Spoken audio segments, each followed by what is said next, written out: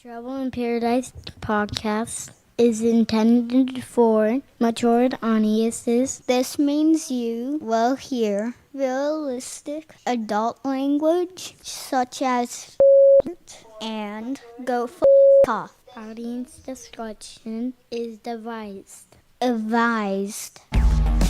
What is knob polishing? You're going to make me say this. I am a neglected man. I like to think that I look like a jack, even though my name's really Bob. Does he have danglers or something? Well, it's time to go do them lighthouse duties. Sitting in the cheese at the old Walmart to cool off. That should be the headline. Man tasered in the nuts after stealing beef. Yeah, but you're not going to sit in the cheese. You're not going to sit in the cheese, and you're not going to put ribeyes down your pants either. House cleaning is secondary. So what is the Viagra triangle? Possibly we aid in your digestion. I don't know if his little hand is smaller than his little ears or what. Aw, well, maybe he has a syndrome. Want to go check out my RV? It's parked right around the corner. Because I'm pretty sure that I saw some moose knuckle. No. There is absolutely some moose knuckle going on. My swampy friend. What the hell is a swampy friend? I know. So they're not going to get any scraping on their shaft. Yes, I'm going to do a downward dog. Okay, pretty lady. You had on those gosh darn sexy leather looking shorts. Ladies and gentlemen, and assholes, gather around. It's time for another action-packed episode of Trouble in Paradise. Hi, I'm Nigel Kent. And I'm Jazmine Starr. And welcome to Trouble in Paradise, The podcast that covers politics to the paranormal, conspiracy theories to crazy Karens, and all the weird news in between from our studios in Southwest Florida. And we are live streaming from our studios in Southwest Florida tonight on YouTube, on our YouTube channel. All you got to do is go on there and say Trouble in Paradise, Florida. You will find us in YouTube search. We have a magnificent agenda this evening. We are going to cover some absolute bonkers, amazing stuff. Are you ready? I am ready. Okay. We're going to get to this little thing that we came across called the Harris administration. Yeah. So this is, going back a couple of years because I may or may not be a grandfather, but in my I'm not committing to that just yet. However, when I was in high school, there was this shock jock radio program on in the mornings in Detroit, where I grew up, and it was called the Drew and Mike Show. And they had this thing that they would do called Harris polls.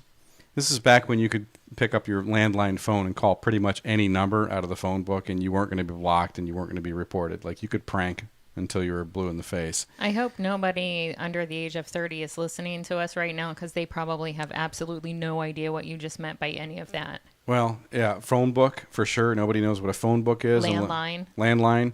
But for those of us that do remember these things, there's a special place in our heart for morning shock jock radio, where making prank calls and giving weird demands was actually very entertaining. Right. And it has sadly informed a little bit of our format, as our listeners know. And before we get to the intro of the show, I want to get back to the Harris polls that these guys used to do. But maybe you should let our listeners know and our viewers know how to get a hold of us in case they'd like to influence the outcome of our show. Absolutely, because we like that influence. You can reach us at Tipcast239 on Twitter, Trouble239 on Instagram, trouble@trouble239.com to email us, Trouble in Paradise on YouTube, Apple Podcast, Spotify, and Stitcher for audio versions. And check out our new Patreon, patreon.com/trouble239, even if it's just to check out our cool membership levels. Yep, patreon.com. Definitely. We're working on some other angles. I know there's a few people concerned about the way in which we have decided to try to monetize our show. And those people, maybe we have some other solutions coming for them in the near future. So back to our show outline, the Harris administration. Yeah. Drew and Mike in Detroit used to, on their program, on live FM radio, used to call people out of the phone book whose last name was Harris and ask them really obnoxious poll questions. Were they harassing them? They were absolutely harassing them. They were harassing the Harrises. Yeah, you love dad jokes. But one year, the Red Wings won the Stanley Cup against I want to say it was the Avalanche, the Colorado Avalanche. So if I'm wrong on that, everybody just blow us up.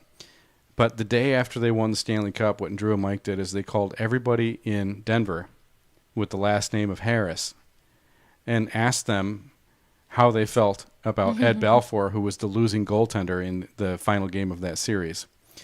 And there were a number of angry responses aired, lots of hang-ups and lots of tell-offs and stuff like that. They had to dump people off the air a lot because, Detroit is hockey town, but they have a pretty big following in Denver for the sport. But they came across this donut shop by accident when they were looking up a Harris last name in the phone book to harass.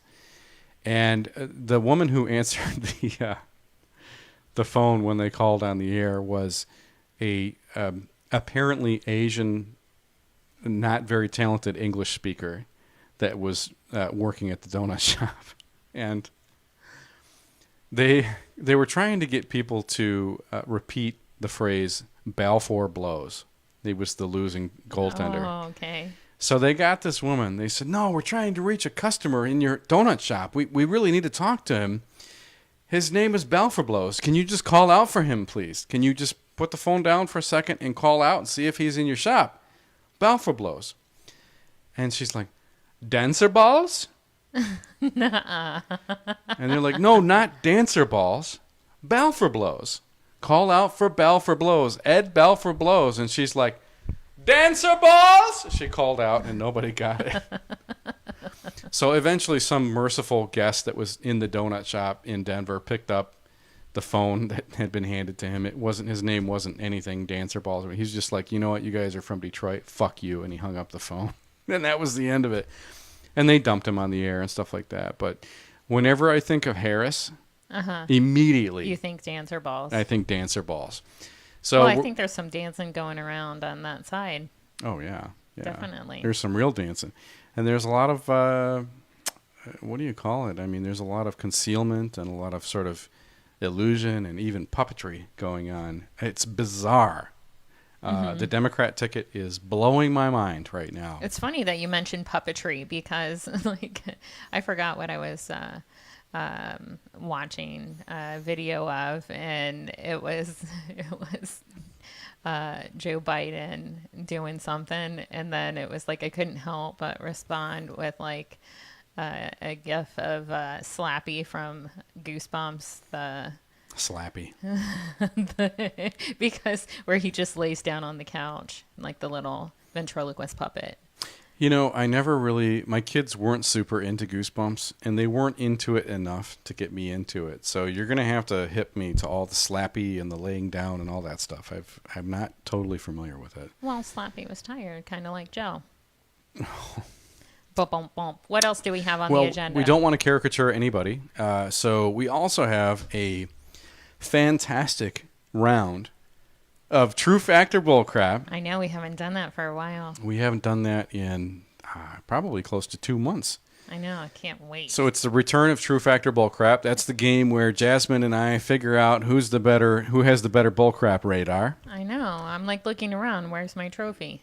I'll get your trophy for you before the end of the podcast, unless you'd like me to. Actually, when we go to video view, you can sneak off and grab it because we won't be on screen. No, that's all right. All right. And then, and sorry to those of you listening on the actual audio podcast on Spotify or whatever, because you can't see our videos, in which case you need to go on YouTube and hurry up and hit that up. There's also this issue of, and I have a feeling it's going to flow right in from the Harris administration into Mr. Joe Biden and his appearance on The View, which happened a year or so ago. It's been making the rounds again on Twitter, this video of him completely shitting the bed in front of these 4 or 5 hosts of The View. Right. And my favorite part about that is the way they look. I know. These women are like, you can't pay me enough, but they're still sitting there. Well, you have the nice ones that are just doing like the little bobblehead, just kind of like trying to. They're playing along. Yeah, and just that little shit-eating grin, kind of like. And then you got the other two that have like, the negative smirk. Right. They're like. Yeah. Well, I mean, it's The View. I mean, look at the source, but. Well, yeah, it's hyper liberal. It's ABC. It's Disney. I mean, it's hyper liberal kind of stuff. So he should have fit right in, but it did not go. It did not go over well. Yeah. Well, I mean, if you put an ancient liberal white guy in front. Okay, let's not get ahead of ourselves. Okay. Yeah. And then we're going to review a couple of interesting items from our Twitter feed. Yep. From the last several days, which there is some interesting stuff that's going on out there right now. This arson mess that's going on in the Pacific Northwest, the Pacific Basin, Right. Portland. I mean, these and politicization, right, of the wildfire situation is mind-boggling. It's bringing back global warming. Like, we haven't heard that term in such a long time, and now all of a sudden it's front and center again. Like, No, now it has a new name. Arson has been called climate change. oh, all right. So We're changing the climate. carbon emissions.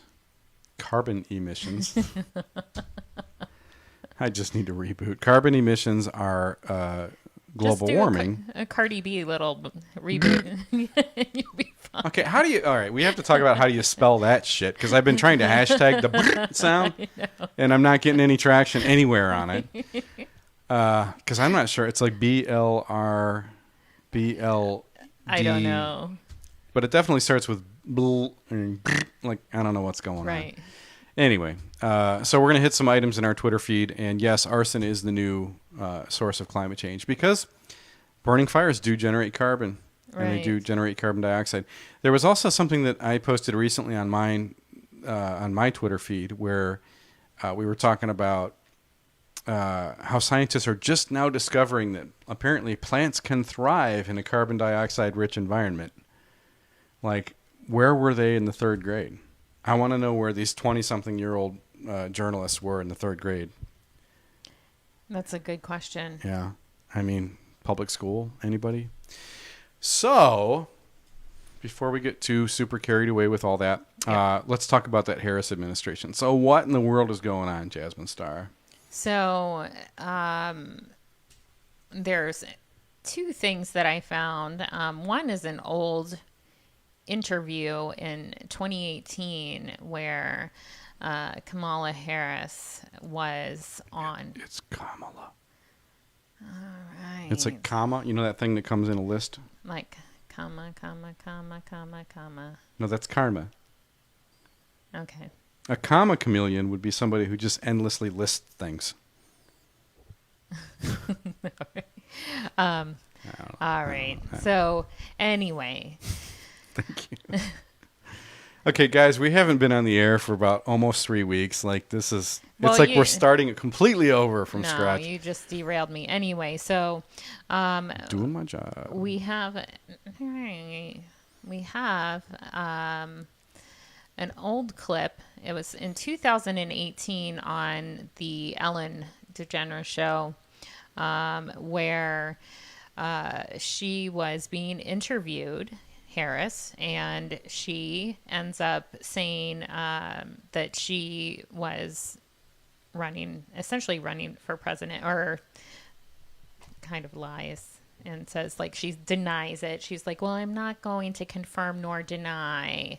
But then they get into like this little discussion, and where she makes a little threat to Trump in the meantime as well.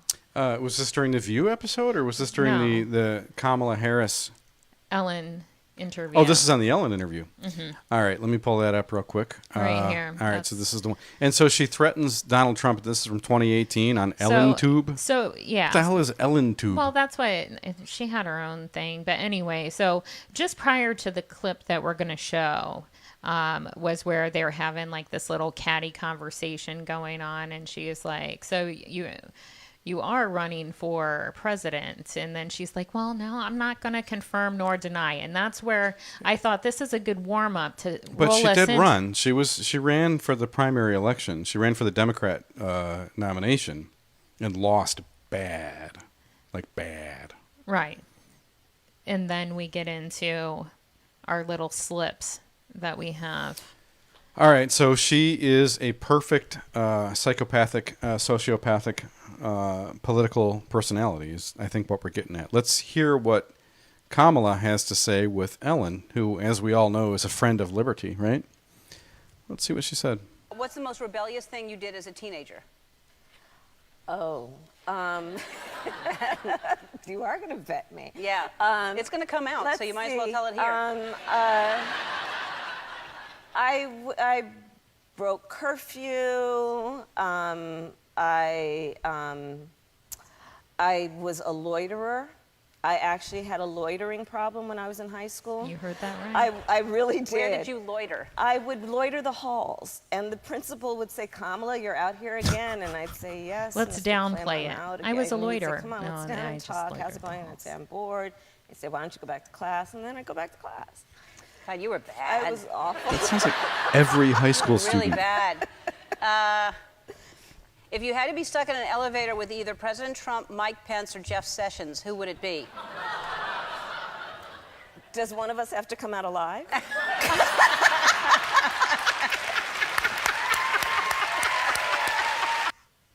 So she mentioned the vice president, the president, and Jeff Sessions, and she didn't throw in any Democrat, high-ranking Democrat politicians or any No, objectionable. she doesn't. And then just the entire response. I mean, look at the joy on her face. Of, yeah. Oh, does somebody have to? Both of them. They're both sitting there clapping. Does Yeah. one of them have to?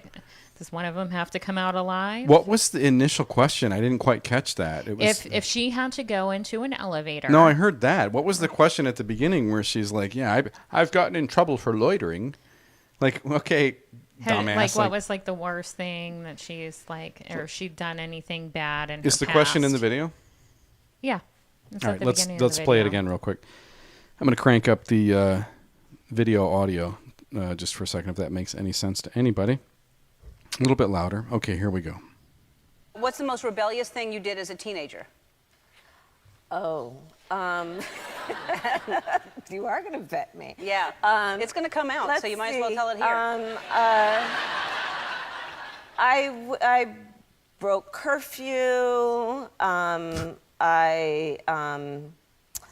I was a loiterer.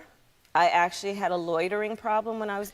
Okay, so she wasn't even prepared for that question. I will No. curse you? Listen, what? No, I broke curfew. Oh, she broke. God. My headphones blow. Okay, all right. so- She broke curfew, though? Well, she was like, okay, but now if anybody reads body language, okay, so She's looking around trying to find an answer. so she goes, she has a no response. I broke curfew, and then she goes into an affirmative response. I was a loiterer. Yeah. And I just think that that's kind of interesting. Well, she was thinking about considering what's the worst thing she could say that the won't get her in climate. trouble with the voters. Well, and now it's she goes into that almost immediate downplay. Oh, I loitered the halls in high school. I mean, And she it's wasn't just even old enough to get a felony at that point. But I mean, it's just oh, I broke curfew, shaking her head no, and then she goes right into that body language, that affirmative, shaking her head yes. I had a loitering problem. Yeah. And it's okay, Hey. well, this makes sense. I've now. recovered from my loitering problem. Now I just pay others to do it. You know who else has a... Ooh, did I just say that? Oh, shit, that's what I was going to say. You know who else has a loitering problem? Antifa. She sounds like she's ready to be an Antifa executive, right? Like she's got these minor, tiny little things that she probably didn't actually do on her way to law school. Right. And but Setting up the Minnesota Freedom Fund and stuff like that. yeah, and she won't disavow any of it, and it's all still live on her Twitter and stuff. Well, but I mean, and here you have it. This is an interview from 2 years ago, and she's openly admitting how she's a loiterer. She had I would venture to bet that at this point she had no idea that she was going to be on the ticket as VP candidate in a year and a half, 2 years? None. Well, people need to go back, and if they're really interested, to like see the whole thing, because she does sound like she does say, I'm not going to confirm or deny that I'm running. Well, yeah, but she wasn't running with the expectation of being the VP nominee. She was running for president in the Democrat primary in 2019, and she lost. Joe Biden won that primary a couple months ago. Right. So she could be talking about that and not necessarily the through line. Or maybe she's just smarter than everybody else, and she did have a through line, and she planned on being the VP candidate. Well, or is this the line that we're being fed? It could be. Maybe she's a total Manchurian. She looks different here. She did not have her. She got an eyeball tuck and a cheek tuck about 6 or 7 months ago. Right. She had an elective surgery during the height of the COVID crisis, which is another head scratcher. But have you seen her? The way she looks lately, she looks like she's squinting all the time. I don't know. I try not to look at her. Fine, but look at some of the more recent videos of Kamala. And just look at how much she squints, like especially in the last 5 months, because there is no doubt that she had an elective surgery, some kind of liposuction, face lift, whatever, during COVID for sure, when all that shit was banned. Well, I mean, it was the perfect opportunity. You get something done. You get to go home. Nobody has to see you out in public, because you're supposed to be sheltering at home. I mean, that's how you can get away with doing unless your name's Nancy. And then, dude, look, I don't know if I agree with the politics of the hair girl, but that's awesome. Like, if you did that to an asshole Republican, I would be cheering for her just as loudly. Right. Because I know that we're not Republicans. So I don't. Are you a Republican? No. Okay, good. No. Democrat? No. Fucking Democrat. No. You know, that's no, hell no to that one. That's the other big thing too. Is like lately, it seems to me that the big tent is around the Republican Party now. Since President Trump was elected, now the tent has gotten bigger, because there are people who do not identify as Republicans, but currently identify with Republican politics on the platform, because the other side is so horrendously out of touch with Main Street and is really instigating policies and refusing to disavow political movements that are terrorist in nature. And that's disturbing. Well, so the other night I went to Seat to Table, and I had, a friend of mine that was doing a guest spot. I told you. You were talking about Christina Montori, the comedian who was appearing at Seat to Table, which is a really cool local venue here in Naples. Yep. So I stopped in there and saw her little guest spot and everything, and it was nice to catch up with her. But then the guy that followed her, and I feel terrible, I can't remember his name right now, but Alexander Dumbass. No, he came out and he was like trying to touch on the racism side of things during a comedy sketch. During the comedy sketch. That's tough, man. It's a tough subject for a comedian. At that location, which is highly it's very. I'd say it's about 80% white and 18% Mexican. Well, but I mean, or Mexican, and then maybe and then the rest. And 100% red. 100%. Oh yeah, it's 100% red for sure. Okay, so you have this guy. He comes out. He's a black guy. He's like, I just want to know. He was like, because I'm doing a poll here. I want to know the kind of people that I'm with tonight. So the comedian was a black dude? Yeah. So he goes, I want to know in the last 5 years, and he starts going down through like a breakthrough. Like, have you, do you have any phone contacts of anyone, in your phone that are black? And have you gotten in a car and ridden in the car to a primarily white audience, right? Yeah. Yeah. and saying, you know, in the last 5 years, have you, you know, been in a car? They're like, and man, we're not and from Lee County. and We're from not an Collier Uber- County. And not an Uber driver. And, Okay. and then I forgot what his third question was. If you've had someone over to your house who was black in the last 5 years, not to do like a repair or something. And, you know, he was like getting the audience to clap. Okay. So then he goes, now I know I'm with the right people. And he pulled out, a Blacks for Trump t-shirt, and he holds it up, and you want to talk about a place erupting in like just like cheering and clapping. Yeah. And That's in and of itself, though. That's a little bit troubling, though, don't you think? well, Because he's first of all, he's objectifying his own blackness, right? It's a sellout move.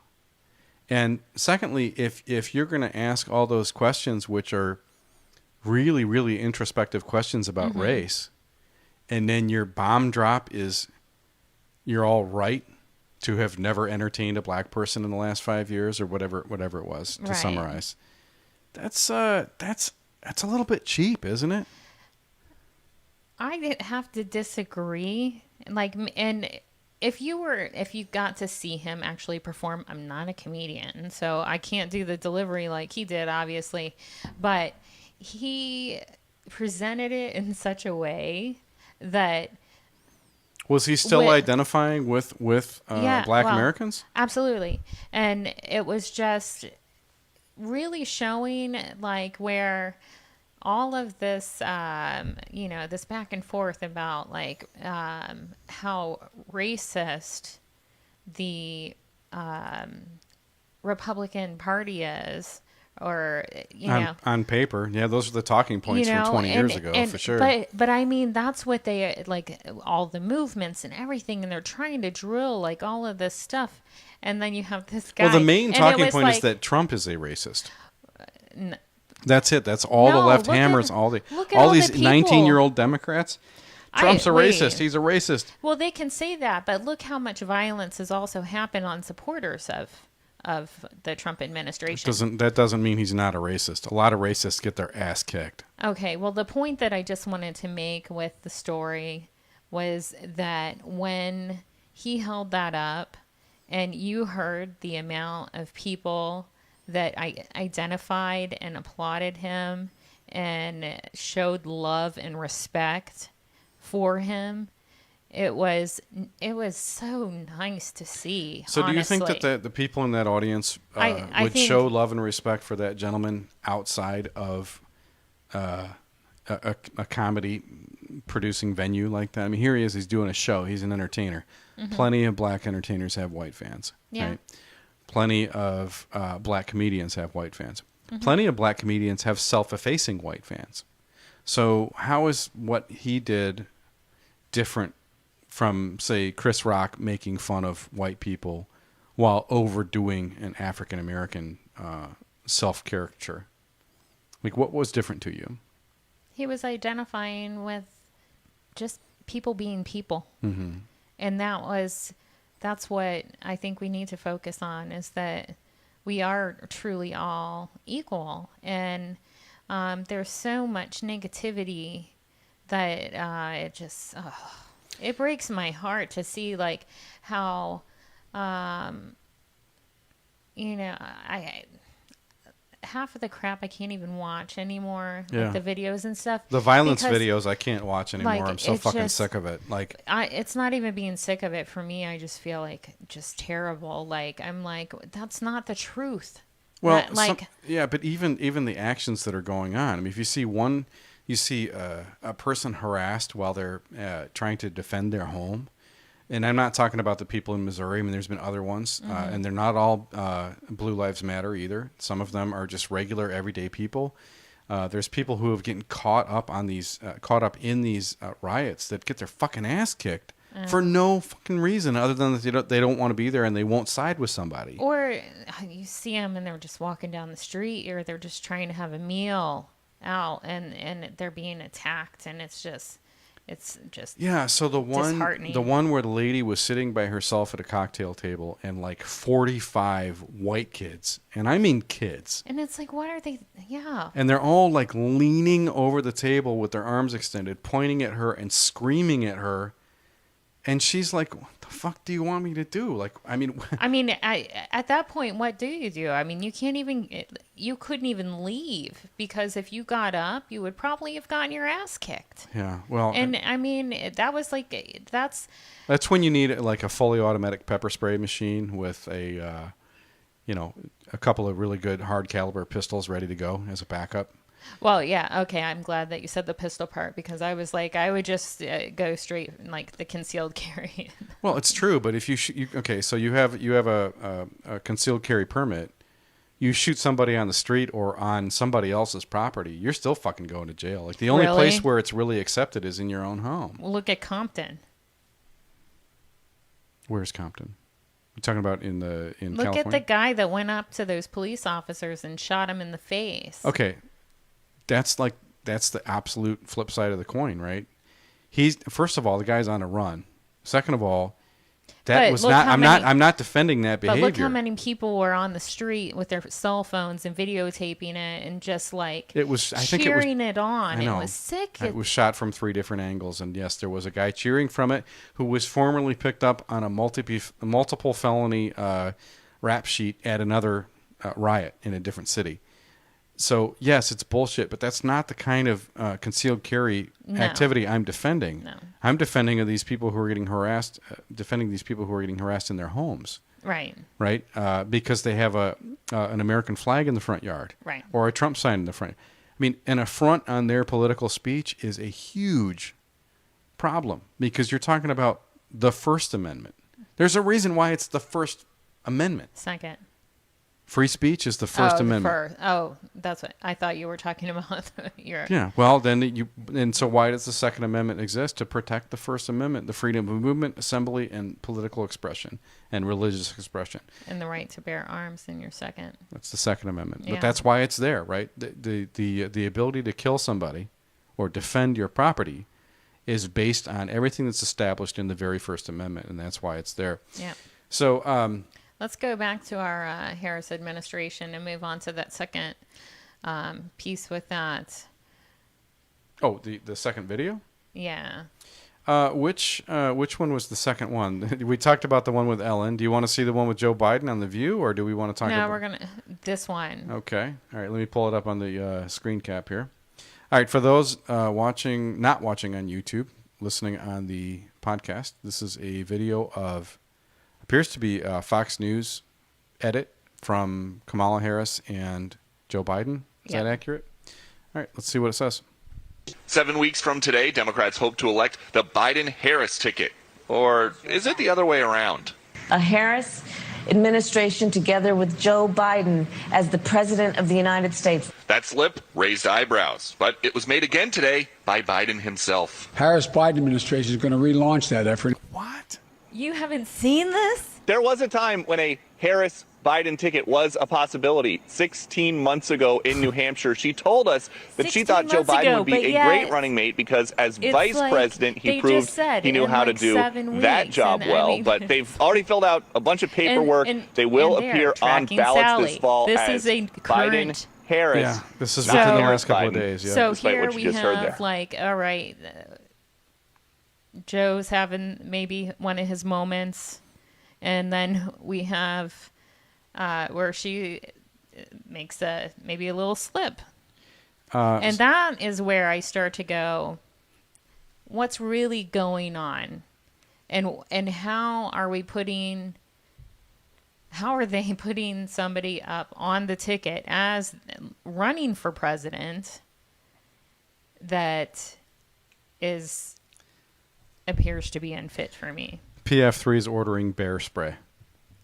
Yes. Yes, absolutely yes. I think we've missed you a little bit, PF3, just a little bit. When I used to work at the hardware store when I was younger, we used to sell bobcat urine. That might be a good thing to add to your list too, with your bear spray. Well, you can buy deer urine too. That's like a hunting. Well, we don't want to attract them. We want to get them the effort. Well, if you're trying to shoot them, you want to attract them. Like if you're deer hunting, you want them to. Who are we hunting? So let me ask you something about this. This is a freeze frame from that video of Who's Kamala. the boss? Okay, look at her eyes. Oh, yeah. You see what I'm talking about the squinting?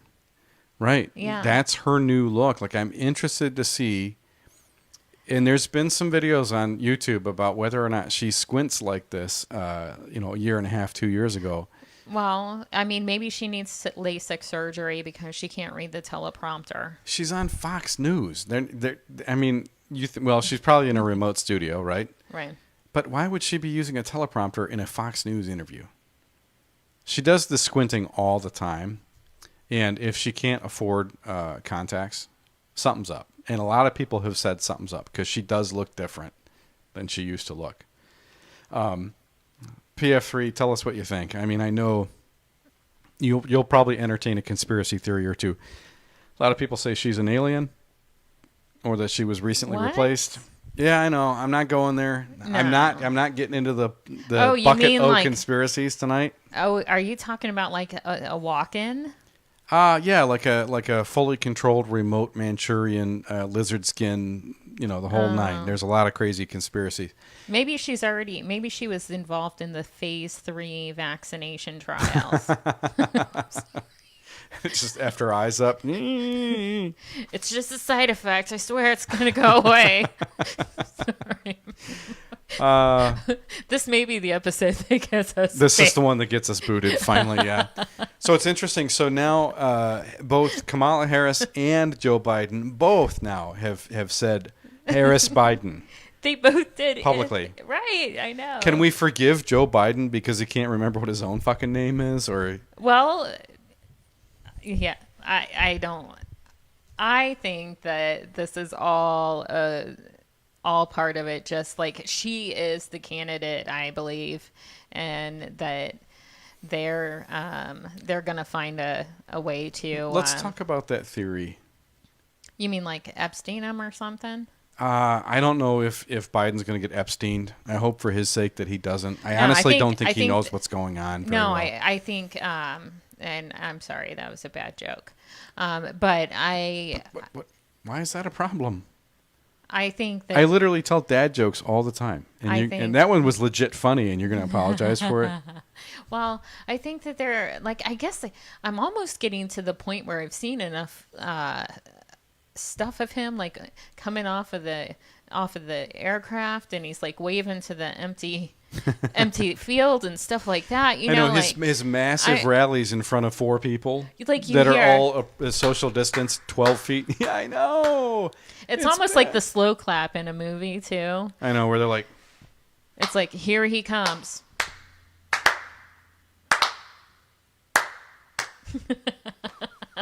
That's going to be a sound clip. But no, I'm really legitimately, I'm starting to kind of feel bad for the dude, and it's like, it has to be a setup. It has to be a setup. Hopefully he will be credited with inventing his own language. But before we go there, you had me so excited. I know, I stoked you. I know. We haven't done True Factor bullcrap in months. And I think it's time we did some True Factor bullcrap. I agree with you. All right. I'm going to pull up the friendly old True Factor bullcrap music. All right. In the background. All right. And as always, in True Factor bullcrap, the first thing we're going to do is go over the rules. Yep. This is a little word game that Jazmine and I play where she pretends not to look at my monitor so she can't see my notes. And likewise, because I write mine down on paper because I don't have a computer. I can't read your squiggly, circly handwriting anyway. So, but in True Factor bullcrap, the object of the game is to be the better bullcrapper. Mm-hmm. And every time I catch you bullcrapping or true facting, if I guess correctly about your statement, I get a point. And so do you if you guess correctly about mine. If you can't spot the True Factor bullcrap correctly, then you don't get a point. And we end up going to the tiebreaker, which is our theme. We each have 5 opportunities to do this, and then we get an opportunity to guess the opposing host's theme for all the True Factor bullcrap questions. Try saying that 5 times fast. Bullcrap. This is why I'm not on AM radio, right? Those guys are like, welcome to WAY. What is this thing called? And it's just really slow. But I talk so fast that I screw up a lot. Then people can just, by the time an old guy who's really a pro at it spits it all out, we're basically at the same point because I have to repeat myself so much. So on to True Factor. True Factor bullcrap. Yeah. Thank you. Would you like to go first? Jasmine Star? Why, yes, I would, Nigel. At Jasmine Star, 2 R's, 239. Jasmine has a Z. All right, Nigel. According to Urban Dictionary, the verb Biden is to sneak on an unsuspecting woman you barely know from behind, sniff her hair. God. I'm already just going to... This is true. This is true. I'm not even... Wait, awesome. I have to finish it. Put hands on her shoulders and do other little weird things around her. True fact. That is a true fact. So, I'm sorry. So he's like the ultimate creeper, right? He's like everything that the Democrats warned you about for 30 fucking years, and now he's their fucking candidate for president. I do. Let me go behind you. I'm gonna like grab your hair. Yeah, well, he also kisses children on the mouth and like tries to pull. And what that thing about feeling his legs, his leg hair. Yeah, that's weird shit. Now, but the children he kisses on the mouth aren't in his family. Right. Like, now, when I was a kid, my mom kissed me on my mouth. My Yeah. dad even kissed me on the lips once in a while. Yeah. Like a quick smooch, right? Yeah, peck. It's fine. And the kids, that's normal. But, oh, we got the background music. I forgot about that. I'm like, where's that coming from? But Biden does this with strangers, like kids that come to see him in the White House and stuff like that. Right. Or came to see him I at think the White he's House. taken the ideal of kissing babies and extended it up to an upwards of 13 years. Or older. I mean, I think we are going to get off. We're going to be YouTube jail after this. All right. We don't have our backup account set up yet, but please follow us on all of our channels so that we can make sure not to lose you once we get banned. Okay, so... You're up. All right, I'm up. Jasmine Star. Yes, Nigel. States who never issued a lockdown order actually had lower death rates and case abundance rates than all of their neighboring states who did order lockdowns. That's a true fact. It is a true fact. And actually, the only states not locked down ever were Arkansas, Iowa, Nebraska, the Dakotas, Utah, and Wyoming. Despite their never having undergone a lockdown, every one of those states with neighboring lockdown states had substantially lower rates of infection and fatality. So that's my round one true factor. So we're tied, 1-1. right? We're tied at 1. All right, number 2, Nigel. In the infamous Cardi B interview, hold on. She was able to get Joe Biden to say WAP on camera. Jeez. I can't bear to get through that. The only thing I absolutely love about that interview is when she's like, you gotta go to jail. I gotta go to jail. That's the only part I can even tolerate, because the rest of it is so, that's at least funny, right? Right. The rest is so uncomfortably cringeworthy. But you're saying that he said WAP, and she manipulated him into doing it. In the infamous Cardi B interview, she was able to get Joe Biden to say WAP on camera. WAP, like the anti-Italian expletive WAP? No, the wet. Oh, I thought that was WAP. You call it WAP, I call it WAP. Okay. W-A-P. Oh God. Okay, if this isn't true, I'm going to be pissed. Bullcrap. Is that your final answer? Final answer, bullcrap. It is bullcrap. How awesome would that have been, though? I know, WAP. right? Does she say WAP or WAP? She just says it. She tweets it like WAP. But she says. And that says like wet ass poontang or something like that. Wet ass pussy. What? You're not allowed to say that. We You said are ass. Explicit. No, you said ass. Don't say ass. Okay. Moving on. Moving on. California, a state with a heavy wear mask in public order, has the highest COVID case count in the country. Bullcrap. True fact. Oh, okay. It's true. I thought New York was first. They were.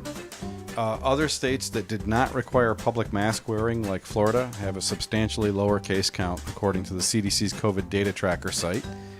It's further worth noting that Florida... Wait, the CDC's COVID data tracker site? Okay, time out. Okay. Are you going to give me a half a point for trying to be politically correct here?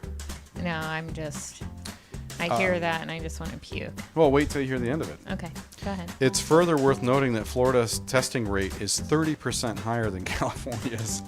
So California's actual case count is likely higher than reported. What does that mean about how good masks are at preventing the spread?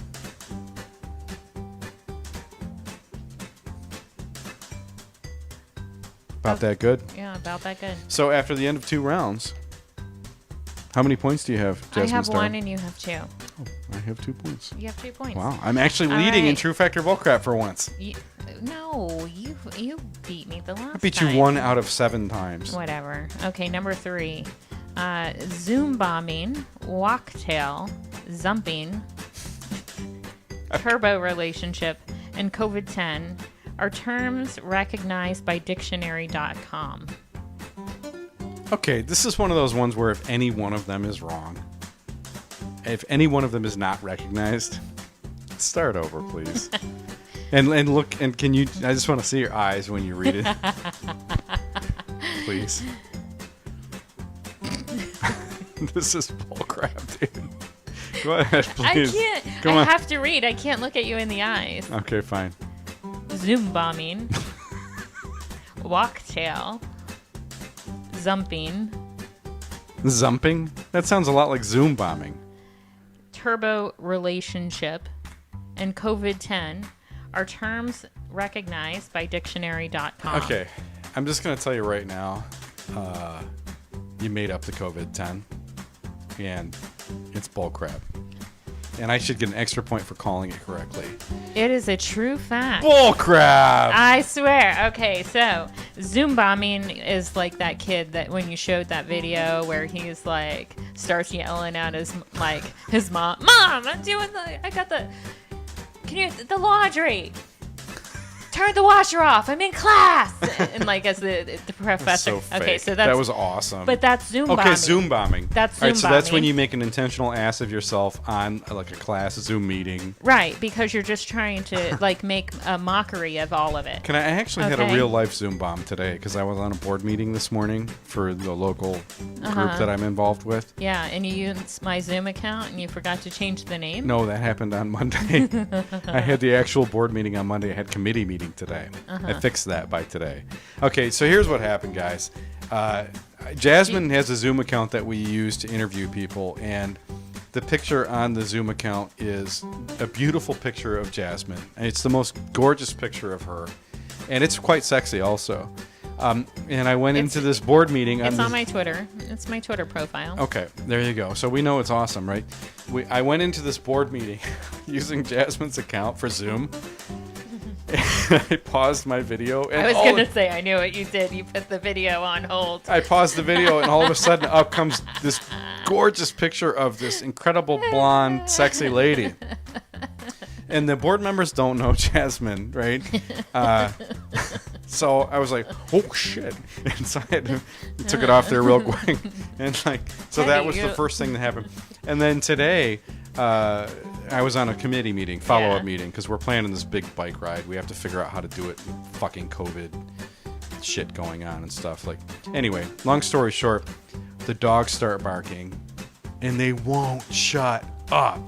And like our dogs, it's Hash Brown and Shiloh, and they're normally pretty quiet. If we tell them to STFU, they're quiet, right? Not today. I don't know. I had to, after like 25 seconds of them going off. Your Shiloh's like guardian in situ. Well, she doesn't like the cats. But finally, I had to pause the video and then get up and like... Everybody saw me get up, and then I paused the video. I reached back over my laptop, paused the video. And then they saw my picture again. As soon as I came out... No, they didn't. Fortunately, that time, it was all... It's now a... it's just a Don't tell blank... me you changed my... Well, I had to, because it's, just for those yeah, anyway. Okay. So I quiet the dogs down, and there is, as soon as I leave the office, the studio, the second I step out, they're like, what? And they're like not barking anymore or anything. I'm like, you guys are assholes.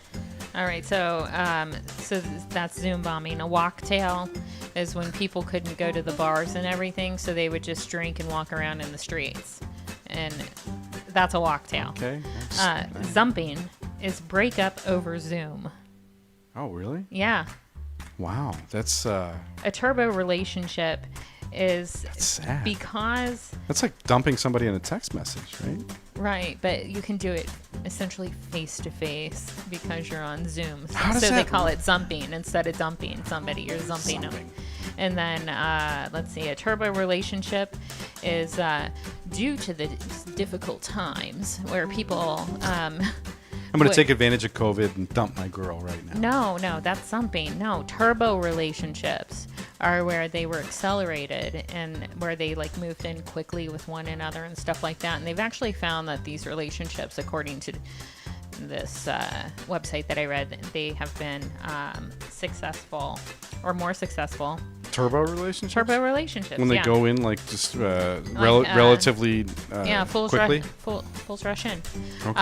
COVID-10 is you wanted to dismiss that. I did. It sounded like bullcrap. The freshman 15, the COVID-10, because people like the gyms closed down and everything, and people gained weight and everything, and bought bicycles. And so that's the COVID-10 is the weight gain that people gained. 10 pounds of due to COVID.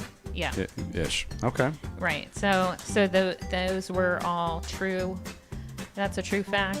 Okay. Dictionary.com recognizes those as new words of 2020. UrbanDictionary.com. No, not Urban Dictionary. RealDictionary.com. No, Biden was from Urban Dictionary, and that's where he goes and smells hair. But Dictionary.com is all those other terms. Oh, you just can't. This is... Sorry, I just can't resist. I'm glad that we get to find humor in the crazy... I mean, this stuff the last 8 months is, like, mind-blowing. Yeah. Okay. All right. Now it's time for my True Factor Bullcrap round 3. Round 3. A medical study published in April stated that the false positive rate of COVID PCR tests is about 20%.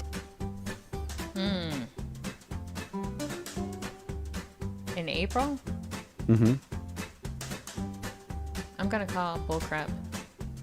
I think they were standing by their numbers in April. Pretty strong. Wow. I think you might be technically correct, because although the study... you said bullcrap? Bullcrap. Okay. It's true. A study did say that PCR tests published in April, that COVID PCR tests had a failure rate of 20%, or a false they call it false positive rate of 20% in April. And yes, that's true. Scientists Andrew Cohen, Bruce Kessel, and Michael Milgram published a study called Diagnosing COVID-19 Infection, the Danger of Over-Reliance on Positive Test Results, in which they critiqued the use of PCR swab testing, the basis of the CDC's data. So they were saying back in April that these things that 1 in 5 of them was invalid. Well, so I didn't get the points on that one. No. I just, however, want to say that I have educated people on PCRs and that there's like 15 different things in a swab. So There's cotton, right? There's a stick. There's some little adhesive. Moving on. There's Number some. There's 4. some virus. There's some rhinovirus. Okay. I just got Cardi B by Jasmine Star. Round 4. She's where are we moving on. at? She's pissed about that one. That one's like, yeah, she was like, oh crap.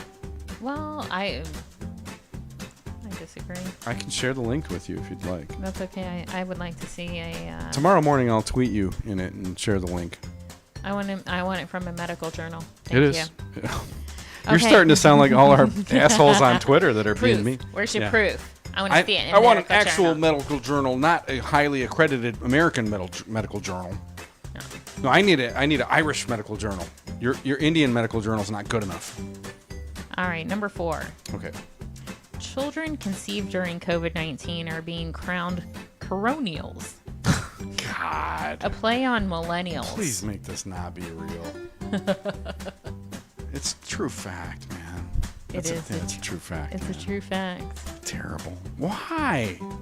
Well, look, okay. So the baby boom is going to be the alright. Coronials? Because Please not. Because I know that nobody that I work with follows or listens to the podcast. That's trouble when they do start following it.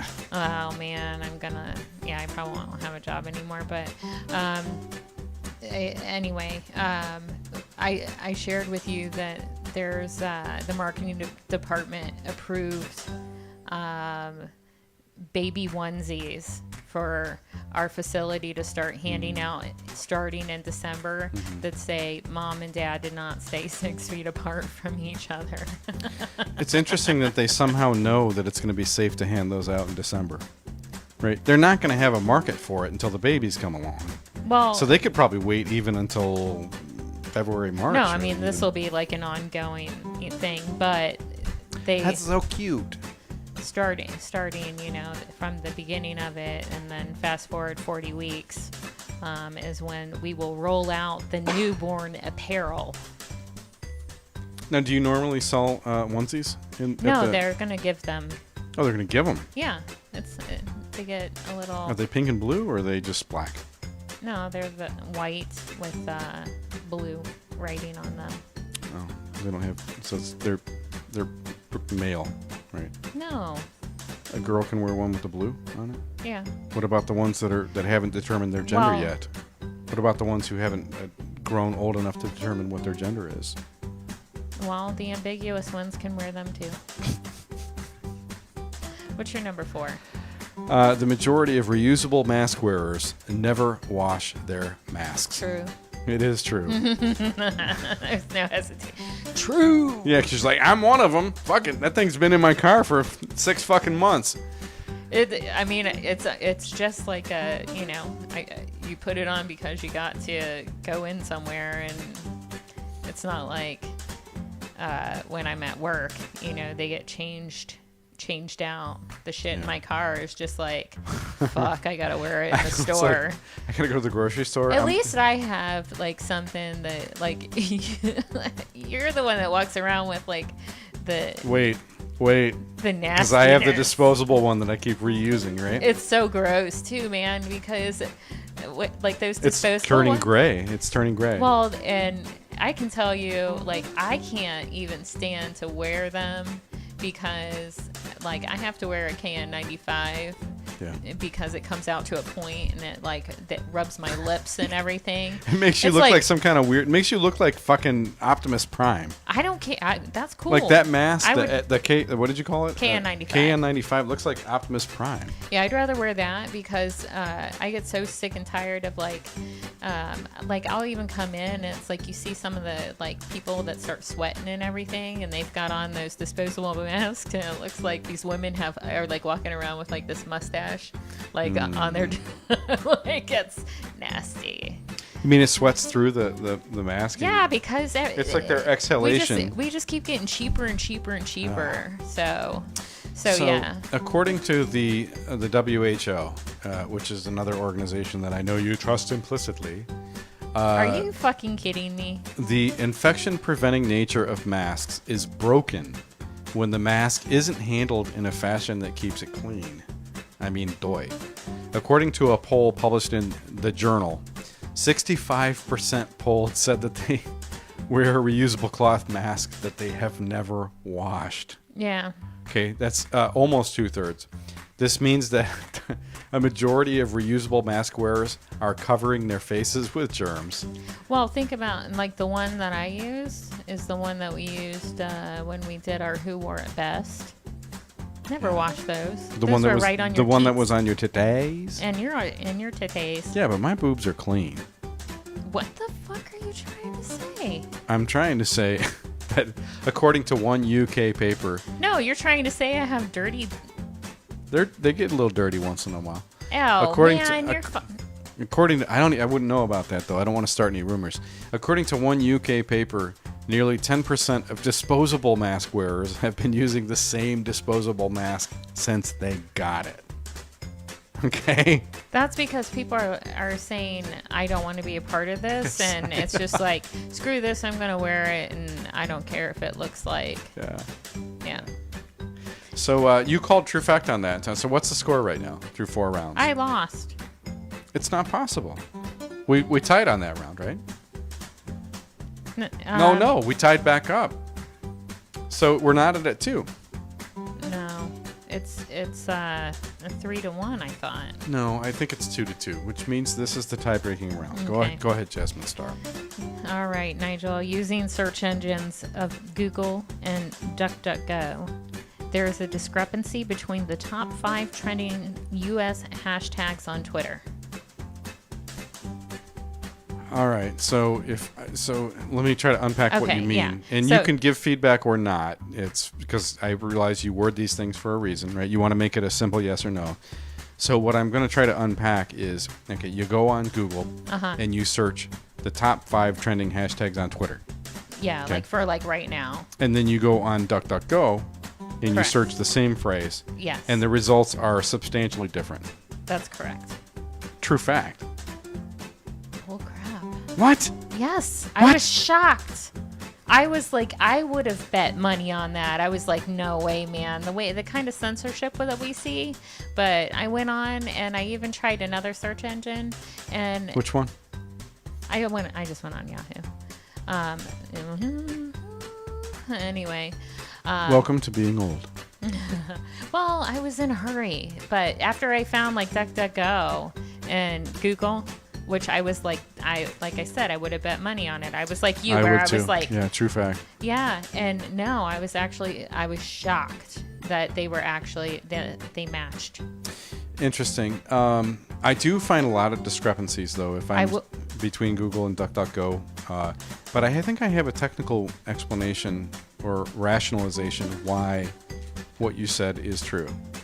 And that is because determining there's an RSS feed that tells you the top trending hashtags, and I don't think Twitter discriminates between search engines. I think the search engines themselves discriminate about what they show. And I also think that DuckDuckGo does not want to get caught showing something that is politically different than what Google shows. But if you search for 9/11 shit on DuckDuckGo, it's completely different, completely different. Well, and that does make sense when you word it like that, because that information would be coming directly from Twitter. So whatever Twitter wants that search engine to know is going to be whatever information goes out. I would venture to say that DuckDuckGo is probably maybe the 3rd biggest search engine now. Not that counts for anything because Google has 90+% of the market share. Yeah. But, what's your last one? Interesting. You really nailed me with that one. You zinged me. Touche. All right. In 2020, the number of deaths recorded with COVID as the only cause is lower than the number of deaths where the flu is listed as the only cause. Wait, repeat. In 2020. Wait, you're just saying that. Do you want me to repeat it? Yeah, just repeat it real quick. Okay. I just need to. Would you like it in backwards? I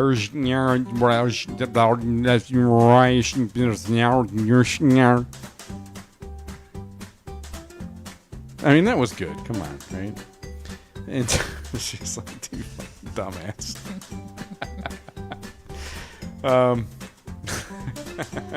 I was about to tell you a long Radio Shack story, but I'm going to save it. Because I don't want to sink this thing. You've gone off so many different branches. We haven't done this in a while. I'm like, whoa, we're podcasting. I'm trying to keep you on track. And okay. You're like, I told you to be the freaking producer tonight. Well, I'm trying, and you just don't listen. All right. True Factor Bullcrap number 5. Nigel. The number of Captain's log. Stardate 754. Okay. So you're saying that there are more flu deaths than COVID deaths? The number of deaths recorded with COVID as the only cause is lower than the number of deaths where the flu is listed as the only cause. COVID is lower than the flu. Is that, if I'm hearing you right, just yes or no? As the sole cause in both cases. True fact. Bullcrap. The CD says that... Can you just take over the rest of the show? Effective right now. The CDC says that only about 11,000 Americans have died from COVID as the only cause. Right. I thought it was 9,000. But that's grown a little bit last month. Mm-hmm. But they also say that a minimum of 24,000 Americans have died this year with the flu as the only cause. That's what I was saying. Then why'd you call bullcrap? I said more people die of the flu than of COVID. Did you call bullcrap or true fact? It's the way you worded it. But I said, go play it back. I said more people die of the flu than COVID. True. Well, okay, it is true. But I literally, it says the number of deaths recorded with COVID as the only cause. Oh, I guess it is. I coded my answer wrong. So I coded 5 true facts in a row, which means I'm about as effective as these fucking nose swabs. Right? 1 in 5 is wrong.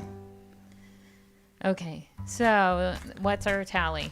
Our tally is you won, and that was awesome, Jasmine Star. That was the best True Factor bullcrap we've had in about 3 months. That was heated.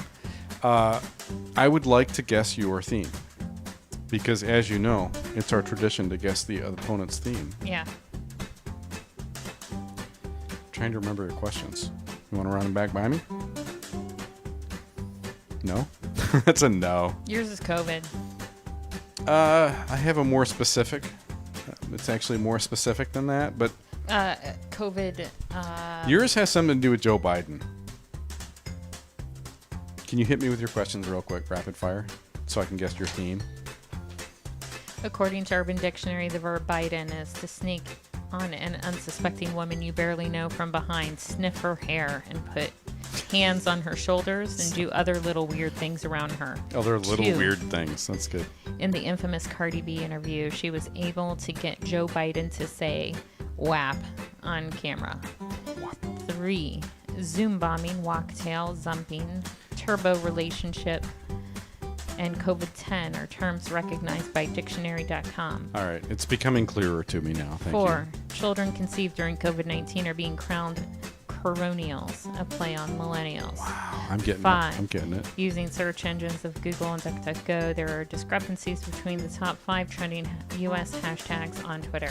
Okay, so your theme is 2020 terms or 2020 phrases. That's correct.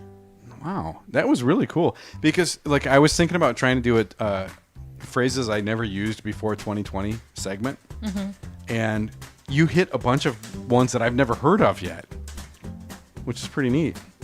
Yes, mine was COVID related, so you get credit for that for sure. But it was actually about bad advice that came from the CDC. So you want me to fill in the blanks on that?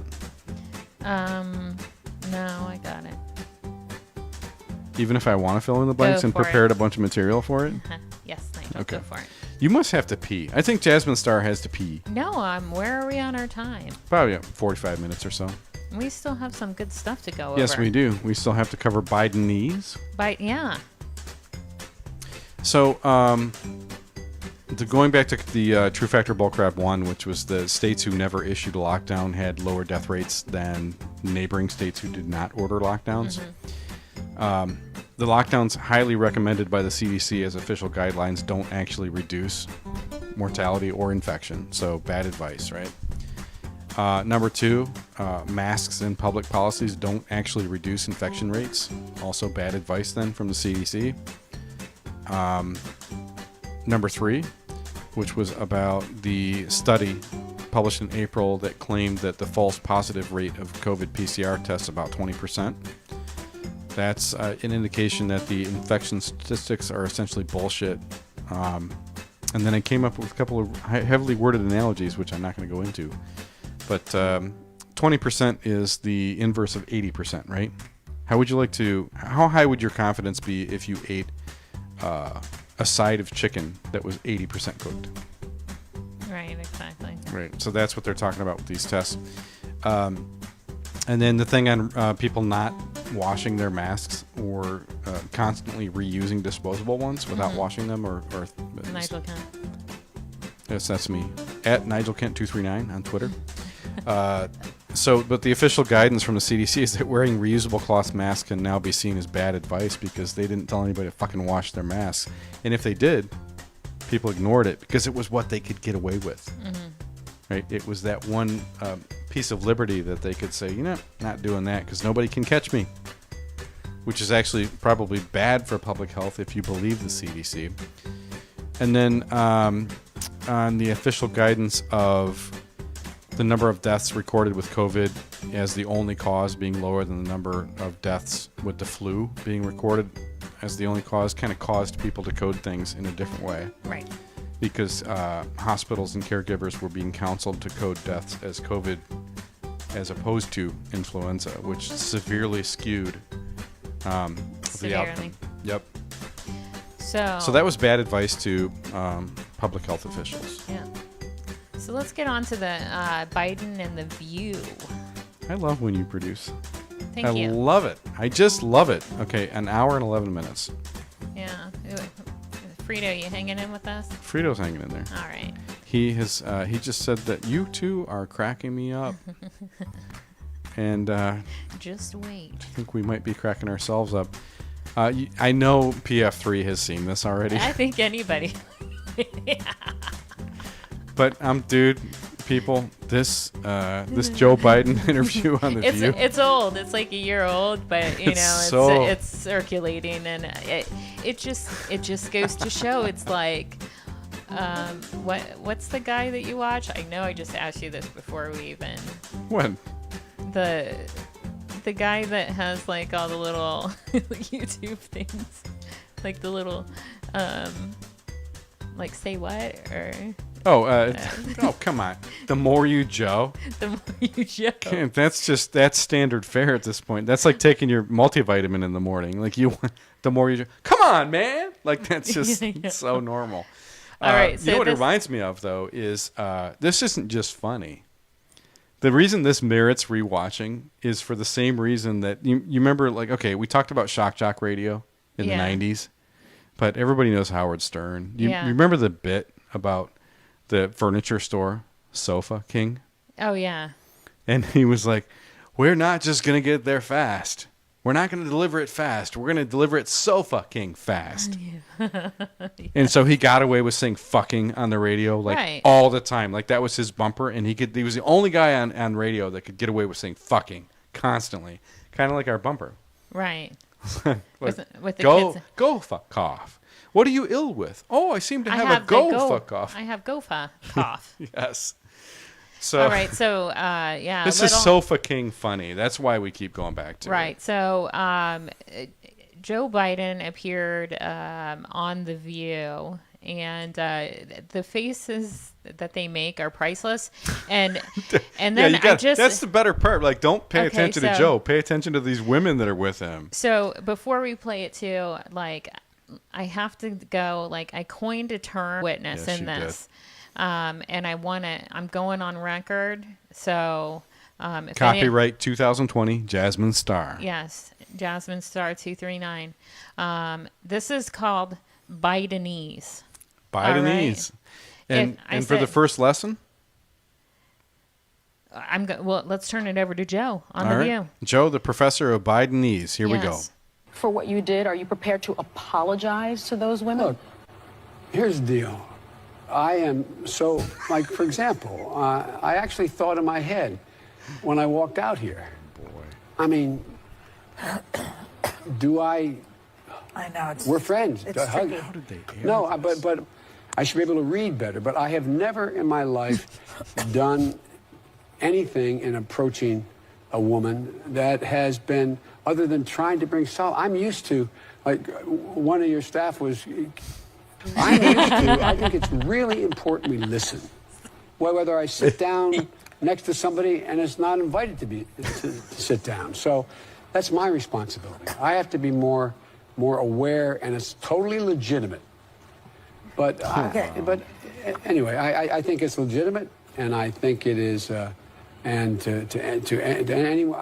But I don't think anyone's ever said. But they have also said we'd like an apology. Well, look, I'm really sorry if they. Nancy Pelosi wants you to say, "I'm sorry that I invaded your space." Sorry, I invaded your space. I mean, I'm sorry this happened. Yeah. But I'm not sorry in the sense that, look, I was. Anyway. Well, here's your opportunity right now to just say you apologize, you're sorry. I think we can clean this up right now. Well, by the way, I did. I understand. Right. Yeah. We haven't. There's so much more work to do to figure out how. The one important thing I know. Well, I tell you what the deal was. I did not. What I didn't want to do, and I love the cuts. I didn't want to quote invader space. I didn't want to get in a situation where this became. And then when I heard all this about and it was legitimate, expecting a call every time the phone rang. And so I. Okay, so there you got to witness Bidenese, and Bidenese is where you speak and fluently leave all nouns sporadically out of your sentence that you're speaking, that you're saying. And I went to and I didn't well, you know, get a couple pronouns. Come on, man. So yeah, that's Bidenese. I figured if Donald Trump, he coined the term in China virus. So I wanted to jump on this one and Bidenese. say Bidenese. How's your Bidenese? Well, it's I don't. Well, the thing, man. The thing. Okay, seriously though. All right, we talked about a couple theories earlier. And this is probably going to wrap up our show. We're going to spend a minute or two on this, but how in the world is this guy on the top of the ticket? What is going on? I think make it make sense to me, Jasmine Star. I can't make it make sense. And this isn't like Bush versus Gore, and Gore's the climate crazy and Bush is the warmonger. No. This is fucking next level. Well, all right. So you have two slips. You have Harris saying that Harris Biden administration, and then you have a slip that he says the exact same thing. And so it just kind of makes me think like the ultimate has to be. That's the only rational excuse that there can possibly be. I mean, like I said, I feel bad. Some of it's really fucking funny, and I'll admit it. But I do feel bad that he is obviously he's being used. He's not. And maybe he was a political asshole for most of his career. Maybe he was the racist that these BLM figureheads are actually bitching about, but not naming the correct party. I still feel bad for him. I mean, have you seen the shit he said about black people in the 90s? Well, in recorded testimony in Congress? Yeah, I've seen some of the stuff. Some of it is just right. Yeah. Well, there's a lot of stuff out there. Do you want to pull up that Twitter feed real quick? Sure, yeah. Okay, so we're going to take a quick swim through our Twitter feed. Yeah. And while we do that, Jasmine Star is going to give us a quick reminder about how to get a hold of Trouble in Paradise. Yes, you can get a hold of us at Tipcast239 on Twitter, Trouble239 on Instagram, trouble@trouble239.com, to email us, Trouble in Paradise on YouTube, audio versions on Spotify, Apple Podcast, and Stitcher, and check out our new Patreon at patreon.com/trouble239. And by the way, this photo here on Jasmine's Twitter feed is the photo that got me in trouble at my board meeting. So Jasmine and I made a trip to St. Augustine I guess it was a little under a year ago at this point. Praise God. But this was a picture that I actually had the good fortune of taking. Yeah, it was an amazing picture, and I love how the flag's in the background and everything like that. So this was actually taken at a haunted lighthouse. This is the St. Augustine Lighthouse. Yeah. And it's freaking beautiful there. It really is. But we had a wonderful time together on that business meeting, and but anyway, we wanted to take a quick dive through. Yeah, go through it. It's probably the fastest way to stream through some of just some of the current things that are popping up.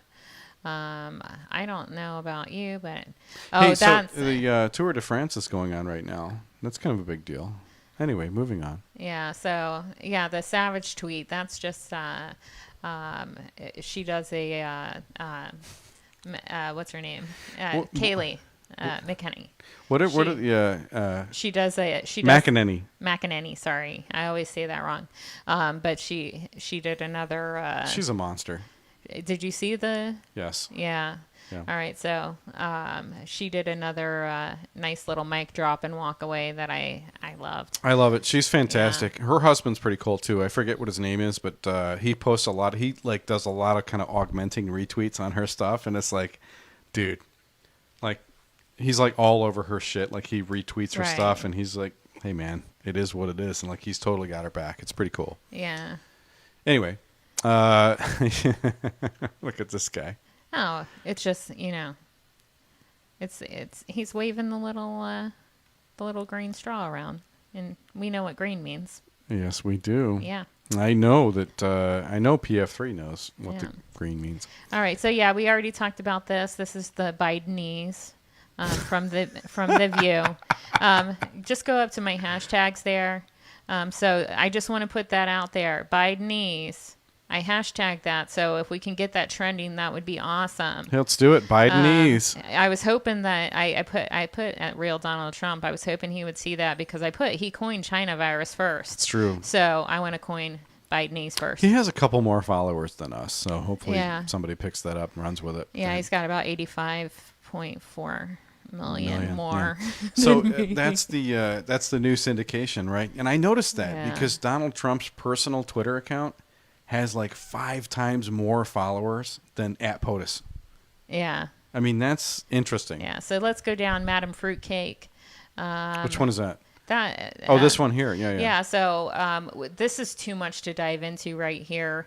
But this is the doctor or epidemiologist and virologist from Hong Kong that fled to the United States. Yes. And she's the whistleblower. This is terribly interesting. Yeah, this is something that we can't talk about now because it really well, it's going to get us banished if we do. But she's pro ivermectin. She's pro HCQ. Right. And for the sake of the censors, I'm just going to air quotes and say that we don't favor either position, right? For those listening to the audio, we actually do, but we don't. But we do what we don't. We really do. And then I'm going to go on record and air quote and say that I had a discussion with a physician who. All right, real life alert, everybody. Real life alert. I'm going to get this video off the screen so it doesn't lag us. All right. Go ahead. Discussion with a physician that he was talking about Fauci and said that he knows for a fact, after speaking to a colleague of his from Colombia, that he takes every day. That Fauci takes H? He takes H every day. I mean, it makes sense, right? This doctor takes H every day. The supply chain, he even went on to say that they have to get it from India and Turkey now because of where the supply chain is and how they're able to get it. And then he also said that when this is over, this will be the biggest case of medical malpractice that we've ever seen. Moving on. Okay. I can't debate any of that. Right. But this is a medical colleague of yours, right? Yes, it is. This is a physician. Yeah. Is that the interview that you shared with me a couple weeks ago? Yeah. A couple, 3-4 weeks ago. Yeah. So the gentleman that called me Madam Fruitcake and said he wanted proof when I said it was biological warfare, this woman is your proof. Thank you. I called it a while ago. So F you. I don't remember what your name is. Madam Fruitcake asshole? Yeah. Fruitcake asshole? Yeah. Yeah. He's also one I told in another time I was adjusting my tinfoil hat. Tin is actually somewhat of a shielding agent. Aluminum, not so much. Mm-hmm. And you can't get tin foil, really. You can only get aluminum foil, but it does not shield very well. So. No, I use tin because I'm special. Well, that's true. You are quite special. Right. Okay. Yeah, did you see this crap? He plays a rap song on stage. Who, Biden? Yes. Okay, well first, whenever he comes out, you have the 5 claps. All right, time out. We're going to pull this up and watch it, or what's going on? Yeah, we can. It's pretty. Right. It's relatively short. Let me pull the audio up on it. I'm gonna have and I like how she's signing in rap too. Oh, she's signing the rap. Okay, all right. This is like throwing down. Do we hear what's going on? I just have one thing to say. So he's gonna throw shade at Trump. Donald Trump is your president, and if you like it or not, keep the energy you had with Barack. Cause you know this Trump train don't stop. Tell Beto to please come try to take my block. You wanna impeach him? I guess. I'll tell you what, if I had to tell that is not the intended. This is great. Okay, so what happened is he got surprised by something. It wasn't that. It was not that audio. Some likable asshole just put that audio in there, and he started bopping along with it, right? That clearly was not the dude's rapping about the Trump train, right? Yeah. That's good. I don't know sign language, but I hope that the guy who did the re-edit, that this girl here is actually doing the rap video and not. If there's anybody that can translate her sign language for us, please let us know.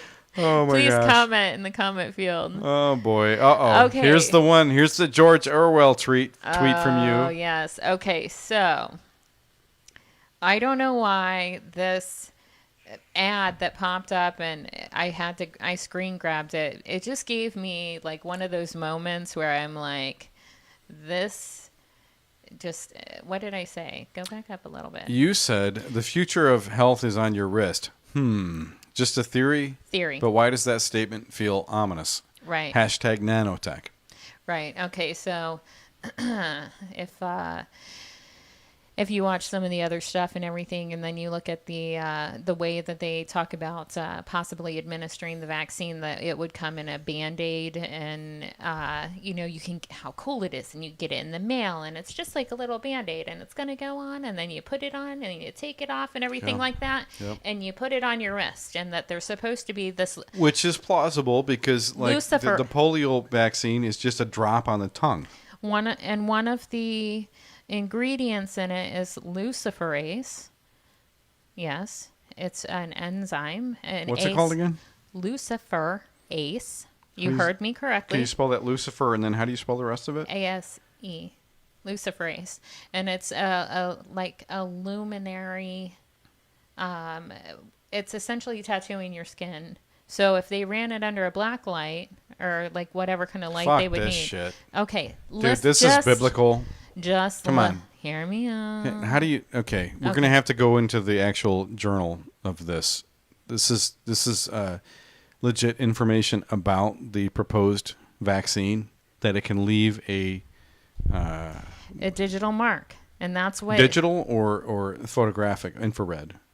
They're calling it a digital mark. So who is they? That's always my question. You know who? Well, we'll see. All these people that are doing it. Anyway, so they're saying that you'll be able to see the it in the light, like under light, if you've been vaccinated or not. It's essentially tattooing. Kind of like one of those like forensic ultraviolet lights where they can see somebody's like shit on the wall or somebody's semen, or like, bacteria or some shit like that. Yeah, like they could look at the ceiling and be like, "Damn," you know. Man, that guy must have just removed his bunk bed. But anyway, come on, that was good, right? Yes, it was good. All right, so anyway, just to wrap this little part up, so I see this. Jasmine's trying to move on. Listen, I see this is I challenged Jasmine tonight to be the producer, and you won't shut up. I know, but like you are like running this shit, and it's awesome. Okay, I love it. Anyway, back to this. That's exactly it. You asked me to do something, I'm listening. Now you just sit there and you take it. I'll be right here. All right. So let me know if you need me. Anyway, so there was something when I saw this Apple ad, and it's like, it says the future of health is on your wrist. Yeah, no thanks. And then it is ominous. I immediately went to like these theories that I've been seeing and about the vaccination, and we are aware that it's technology that has never been done before. Okay. You're talking about the sub DNA activity that's been talked about. The same doctor that told me. And I'll say he's actually one of the people that's actually in line because he thinks that this is absolutely amazing and revolutionary. He supports the vaccine research. Right. Okay. So I want to say that, that the one who told me about the H and hey Edmund, how you doing? Good to see you, man. We have the. Thanks for joining. The medical greatest case of medical malpractice in history that we'll see is also an advocate for this vaccination. Mm-hmm. But the whole DNA splicing and all that kind of stuff does not sit well with me. So when I saw this ad and I saw the future of health is on your wrist, I'm like, hell no. Well, who would it sit well with? I mean, what? But I don't think people like look at things like that. Like there was a Spanx ad, and People magazine called it like theirs a cult classic, and I screen grabbed that one. I was like, of all the things that you would say to promote a product, you're like, these black skin tight leathery looking pants are a cult classic. And then, I see something like this, like the future of health the People magazine article about cult classic is also concerning too. What is the difference between the watch that I have now? I have an Apple Watch, but what's the difference between that and the future of health? Whenever I already have things that track my health on my wrist now. Well, I mean, they do quantify that somewhat in the first sentence. They say meet the sleep goals with the new sleep app. There's already sleep goal. You can already set that on the current. You can actually, if you care to, you can do it with a piece of paper and a pen. Yeah. If you have the discipline for it, and I think that's the main problem. People are sacrificing discipline, regimentation, and self-security and self-confidence for things that are easier. Right. And if they're sold on a simple benefit that's easier than whatever they used to have to do on their own 10 years ago, it's a done deal. Like, it's $500 for an Apple Watch. Mm-hmm. Okay, you're promising me that for 1% of what I'm likely to spend on healthcare during 1 year is going to be the future of healthcare? Okay, so now listen. Sign me up. Okay, so what if you had something implanted on your wrist and then you wear a watch like this that's able to connect. Like an interface of some kind. Yes. And feedback, okay? So it's a two-way street. That information that that we can read about our bodies is also still being sent out. Right. And, well, it's kind of like OBS, right? We're live streaming right now. Right. But we're also recording. Now, I want So they're catching everything we send up immediately to the cloud, but we're also catching it ourselves. The difference with the Apple Watch is they don't share as much data with the user as they do with the cloud. Okay. We get a complete tit-for-tat verbatim recording of everything we do right now. Right. Including what goes up to YouTube and Instagram or whatever. But I'm going to put Apple, this in. do you know how much shit they collect on that watch that they don't tell you about on the health app? Oh, I know. Yeah. It's actually even more advanced than some of the EKG technology and basic vital function technology they have in hospitals. Because I went, my mom was unfortunately in the hospital. She's been in the hospital, in and out of the hospital. But the last time I saw her at the hospital a couple days ago, she was hooked up to a EKG / blood pressure / heart rate. It was a cardiac monitor. Yeah. But every time they wanted to take a reading, somebody had to come in and do it. And I'm like, wait a minute. 2 of those 3 things are actually taken care of with a sensor that's the size of a postage stamp. Like, what are you doing? And how do you justify that? But the flip side of the coin is, why don't hospitals have that now? Why is Apple marketing that on their Twitter? Well, yeah. Modern technology in okay, so I'm just going to use an insulin pump, for example. I'll just say this quickly. You have an insulin-dependent diabetic, okay? It's constantly feeding readings of what somebody's blood sugar is into the pump. The pump, and that's a subdermal sensor that's taking blood. Yes. Okay, so this pump can be read remotely by your physician. With Wi-Fi and stuff, yeah. Okay. Just bear with me. I'm a here. networking guy, trying to fill in the blanks. Okay. Yeah. Thank you. Jazmine's getting kind of technical here, guys. I'm going to shut up now. So you have an insulin pump that's being remotely read. Mm-hmm. Now, here's where things get a little bit interesting. All right. We'll have a patient where we have them turn off their pump because we need to be in charge of what is being administered. In terms of insulin? Yes. Yeah, all right. Now, in the event that something is going on, an alert will go off to a physician, and he would know that this patient, either their blood sugar is extremely high or extremely low. If it's extremely high and that pump is turned off, from their computer in their home, they can turn on your insulin pump not a good idea. And administer you insulin. Now, if without charting it necessarily, without charting it, that's a problem. The only thing that you're going to see, and the patient is going to know because there's audible alarms and stuff that go off on those kind of pumps and everything like that. Is this patient under can I nurse? Finish. Yes. Okay. Of course. Thank you. Yeah. Because you know what happens when you mess up my train of thought. I do. Yeah. I get totally derailed. And I go to bed early. Yeah. Trouble239.com. Trouble@trouble239.com if you'd like to email us. And so, all right. You be back? Back. Okay, good. All right. So, doctor administers insulin to that patient that's in that bed. It'll still read on the log and everything, and that's a responsibility. All right. So, that is not new technology. That technology exists. Okay. No, it's been around for 20 years. What if you have something then, let's put it on a global scale. Okay?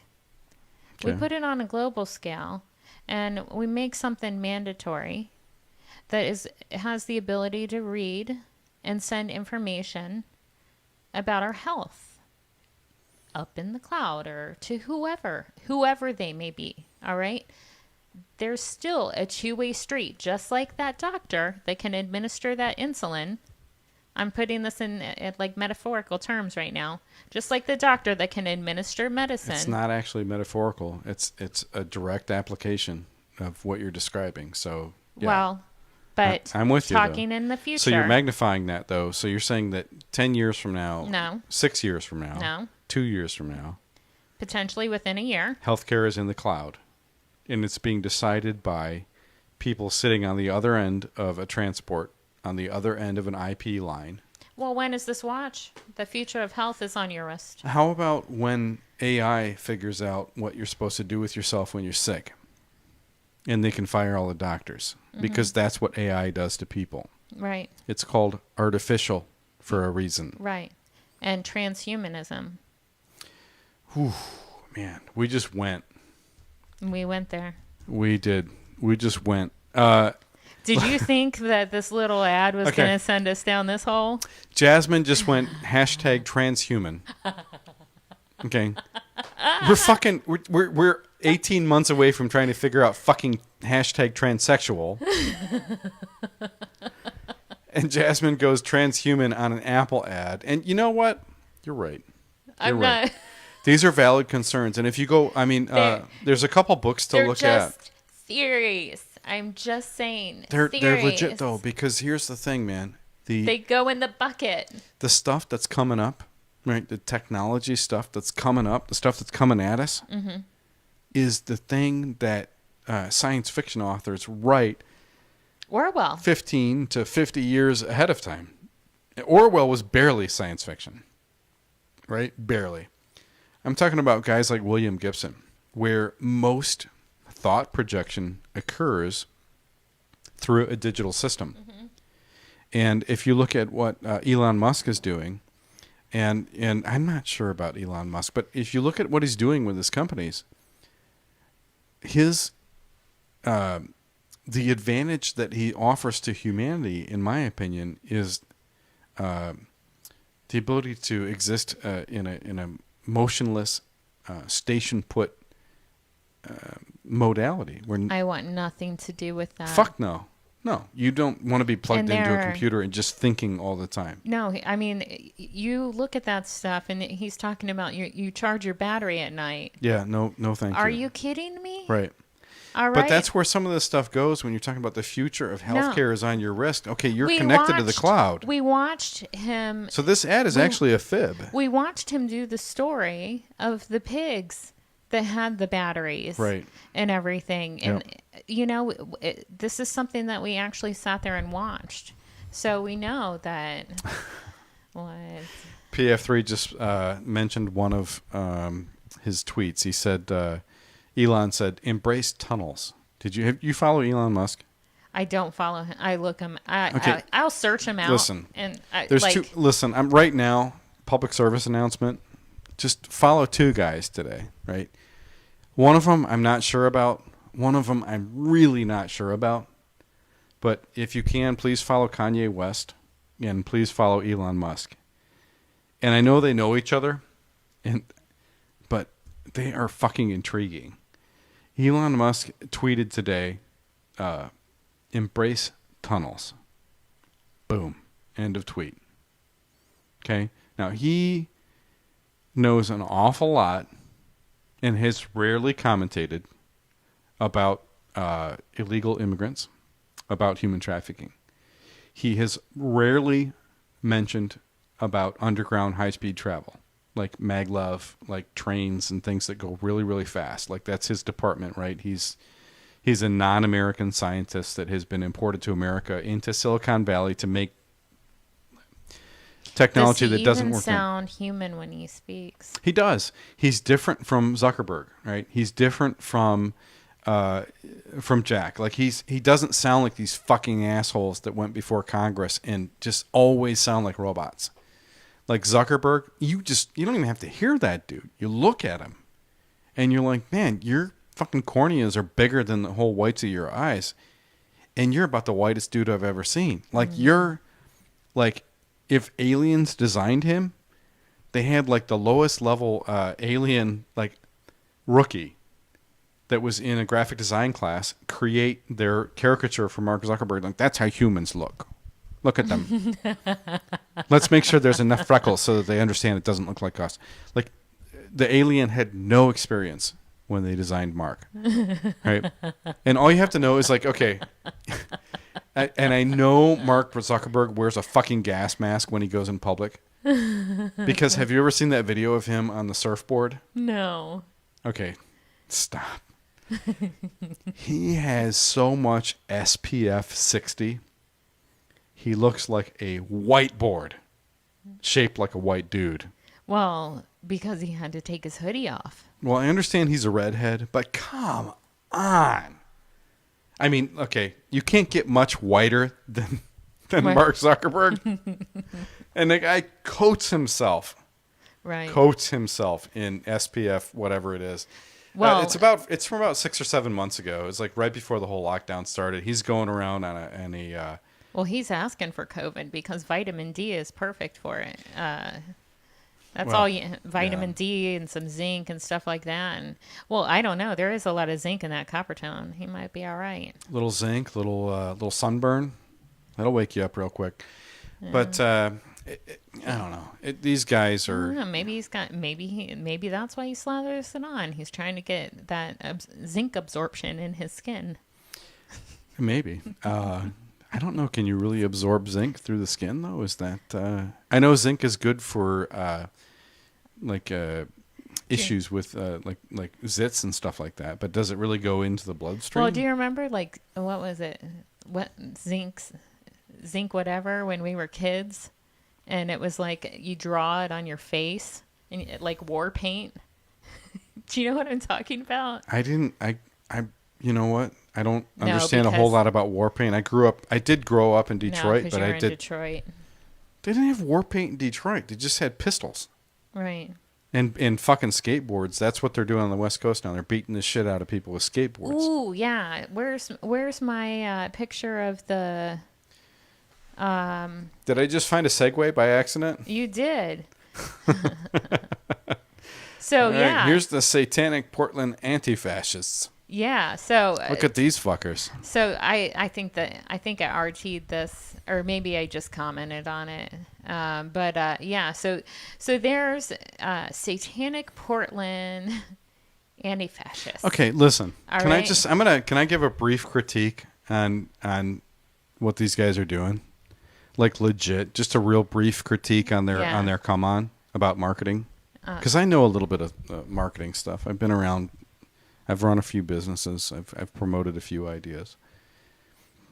Which idea do you think that they're more excited about? Satanism or anti-fascism, if you had to guess, based on just this picture here? Anti-fascism. Okay. And so why is that, though? What looks more anti-fascist than satanic about this photo? Well, because just because you put a pitchfork doesn't make it satanic. That's like the... Is that a pitchfork or a triton? A triton. Yeah, it looks like an upside down triton. A triton. No, you want to know you want to know what's funny though? In the thread, isn't that what you call that shit? A triton? I think of the Little Mermaid, King Triton. PF3, is that a triton or what the hell is that, man? Isn't that what you call a three-pronged? I call it a pitchfork, and I'm practically a witch. All right, so anyway, You are so not anywhere close to a witch. You are so different than that and so much more talented than that, babe. Well, you called me babe. Well, that just means I know you. So one of the funny things on this picture, though, that I did read in the thread was somebody was like, I hope the kid who was on that trampoline is okay. Okay, dude, to that point, though, all right, anybody that's watching this, though, for real, we got PF3, we got Edmund, like, guys, seriously, look at this. Does that circle logo not look photoshopped onto the black vinyl thing that's in that thing they're carrying? Like, for starters, and for seconders, why do you need two guys to carry that? They're super happy. They are super happy, but I don't think they're legit Antifa because I've never seen an anti-fascist that's actually happy.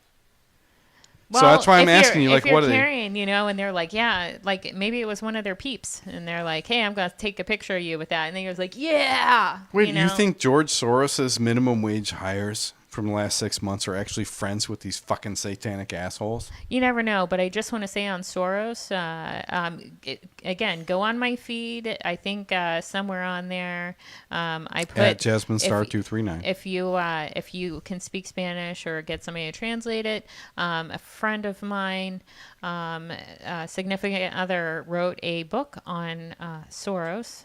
They lived in Cuba, and it's supposed to be mind blowing the amount of information that he was a. But it was written. The book was written in Spanish, right? It's written in Spanish, unfortunately. So we're going to interview this dude though on the show. Yeah. Coming up. Yeah, we're trying to. And he is a significant other of a close friend. Yeah, yes. But he's magnificent. He has a background in bioengineering, and he likes to go down the rabbit holes, and came up with a whole bunch of information on Soros, and it's already published. And I would love for him to come on and talk about it. But anyway, back to Triton is or Trident. Might be Trident, but PF3's got my back. Like he says, "Yep, you're good." Okay. Anyway, so do you have the screen grab that I got of the? Yeah. I love when you produce the show. I love it. I find humor in like just like going through the threads half of the time. So this picture pops up. And all these people, you know, they're just like, it's nothing that I want to admit or agree or think is a good thing. But I could not help but screen grab the comment, which hopefully Nigel will get up here. From the Church of Satan, we don't have. All right, so put this in context. Like, tell everybody what the thread was and. Okay, so that picture was posted, and somebody was like, "Please tell me this is not real." And then this is somebody that I follow. It was at In the Matrix, and a pretty cool Twitter account. I enjoy that one, but they're like, "Yeah, it's real." Who knows? And I mean, we never know nowadays.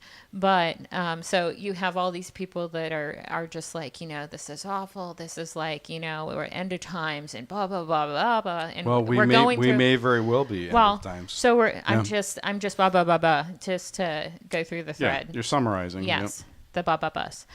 But then I couldn't help. Isn't it great to be able to summarize the end of times because you know that when the shit hits the fan, your soul is actually covered. I mean, how great is that to know that I did, yeah. When it all falls down, like you're fucking good. Like you're covered, man. Yeah. I know I've like karmically done the best that I can do here on earth, and I've lived as a good of a life as I can. But this is like my sick humor. I couldn't help but laugh that the Church of Satan, like we don't have rallies, felt the need and felt compelled to comment. We don't have rallies. You know who else doesn't have fucking rallies? I mean, Joe Biden doesn't have rallies either. Yeah, he does. I'm not. Yeah, okay. Oh, okay. You know what it reminds me of? Whenever you hear the clapping, whenever he comes out, is the theme or the song in The Jerk. When he's dancing and everything, and he's like trying to get the rhythm, and it's like, oh, and then he starts to get it, and he thinks he really has it, but he doesn't. And he's like, Naven, yeah, yes, exactly, yeah, that's what it sounds like when he comes out. And then his predominantly black family is like, oh boy, like, yeah, you need to go to the city, man. Yeah. But then he wakes up and his toes are tapping and everything one day. That is one of like, okay, so that's like the famous scene from that movie. And I feel like that movie does not get enough credit because there are so many legit like prophetic scenes in that movie where. Like My Special Purpose? Okay, yeah. Well, that's just these puberty. The cans, they have holes in them. I know, but you get all the way to the end. Like there's an analogy for divorce. Like when he's having those little mental breakdown about what he's going to do when he leaves. Like they're breaking up. Mm-hmm. I just need this thing, man. Fuck you. I just need this thing. And it's all like the chair and the lamp and this and that. And it's like, that is so like, he goes through all the stages of youth and adulthood. Like he questions himself. Like I don't know who wrote that movie, but I know it was some liberal asshole, but they deserve all the credit for a really good human story. Well, we used to have really good human stories, and then now we have Netflix. No. Oh boy. Closing I don't have Netflix. I don't either. Yeah. I do have Disney Plus, and I'm kind of waiting for them to cross that barrier. Hashtag The Mandalorian Season 2 Oh, is of trending. course. Have you seen The Mandalorian? Of course I have. It's pretty awesome. It's actually quite traditional. Have I seen The Mandalorian? I don't know. Have you? You I don't want to start me. any rumors here, because... Babe. Babe. Babe. Have you seen The Mandalorian? I'm actually gonna wait for the 3rd episode to come out in the new season, and wait for this one to be like, yeah, hey, babe. Anyway, so I'm gonna secretly watch all of them though, and then pretend I don't know what they consist of. Yeah. Okay. That sounds like fun. Who are you gonna talk to it about? Nobody. Everybody's pissed at me right now. No. Anyway. Everybody's mad at me right now. So. Well, maybe sometime down the road we'll have to make an announcement. Announcements are coming, ladies and gentlemen. Not about Nigel and I. Anyway, announcements are coming about at Nigel Kent 239. That's NigelKent 239. You can follow me at Jazmine Starr, JazmineStarr 239. Go ahead. On which platform? On Twitter. So a Z and 2 R's. And then, let's see. What are we at? trouble@trouble239.com for email. Here, you can take my job since I'm producing. Okay, Jasmine's producing. Let's see here. Trouble, Tipcast239 on Twitter, Trouble239 on Instagram, and audio versions on Spotify, Apple Podcasts, and Stitcher. And check out our new Patreon, which is being protested. Being protested. It is being protested. But you'll have to fill me in on this. I told you a little bit about this. Yeah.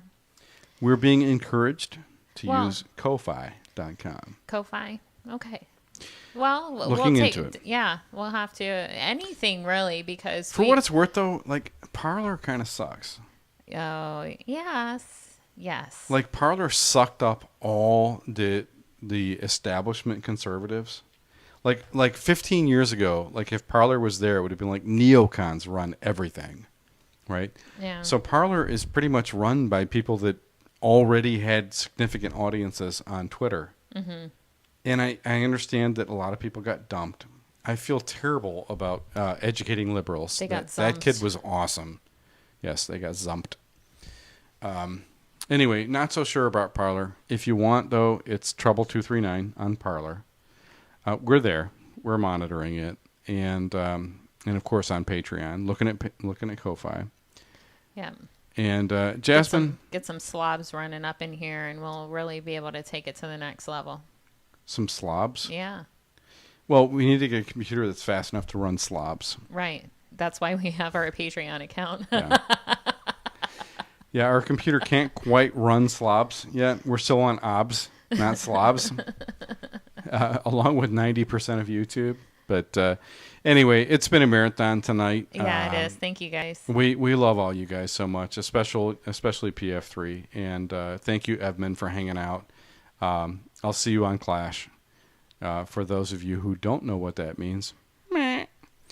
And we went through how to get in touch with us. So, Jasmine, what else do you want to say? Stay out of trouble. Stay out of trouble. So from beautiful Southwest Florida, stay out of trouble. And how do you turn this thing off, Jasmine? You hit that button, Nigel. Which one? That one right there. Wait, which one? Empuje. Empuje? What? Push it. How do you say push it real good? Empuje mucho bueno. It's over. Have a good night. It's over. Good night. Stay out of trouble.